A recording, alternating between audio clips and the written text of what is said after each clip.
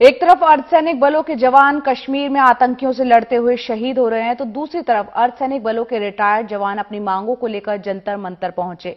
इनका कहना है कि अगर सरकार ने इनकी मांगों पर ध्यान नहीं दिया तो चुनाव में नतीजा भुगतने को तैयार रहे।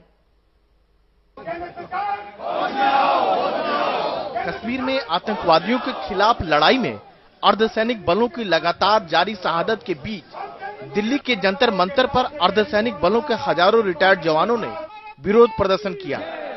इन्होंने सरकार पर अनदेखी करने का आरोप लगाया। इनकी माने तो ये काम और जिम्मेदारी तो सेना की तरह निभाते हैं, लेकिन सरकार वेतन और सुविधाओं के मामले में सौतेला व्यवहार करती है। हमारे जवान कोई दिन बाकी नहीं जाता जबकि शहीद नहीं होता, सिर्फ देश के लिए शहीद होता है। जवानों का मनोबल डाउन होता जा रहा है क्योंकि उनके पास न तो पेंशन है और न ही कोई सुविधा है, न कोई शहीद का दर्जा है। सरकार बोलती है कि एनपीएस में कोई घाटा नहीं है। एनपीएस यदि अच्छी स्कीम है तो उसके एमएलए एमपी को ये स्कीम उनके ऊपर क्यों नहीं लागू करती?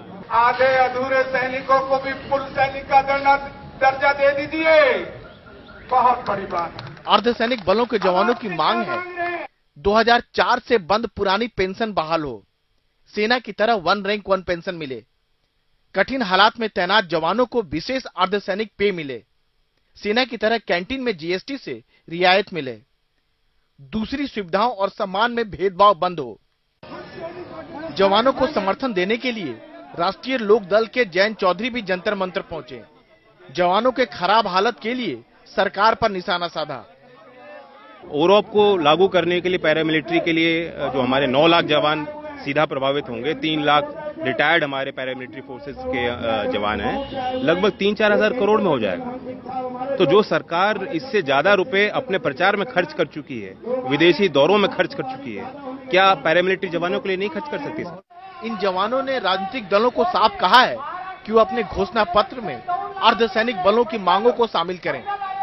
वहीं इन रिटायर्ड जवानों ने कहा है उनके लगभग 20 लाख परिवार वाले का वोट उसी को मिलेगा जो उनके मन की बात सुनेगा।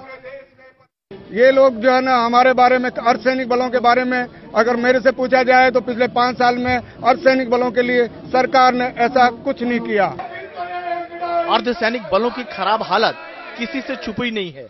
50 डिग्री हो या -25 डिग्री, हर हालत में अर्धसैनिक बलों के जवान सरहद पर डटे रहते हैं। चुनावी साल है, उम्मीद की जानी चाहिए कि सरकार पर इन मांगों को लेकर दबाव बनेगा। देश के लिए अपनी जान न्यौछावर करने वाले जवान अपने बेहतर कल के लिए सड़क पर हैं। इनके शौर्य और शहादत की गाथा इस बीच पूरे देश ने देखी है। अब जरूरत है इनकी समस्या को सुनने की।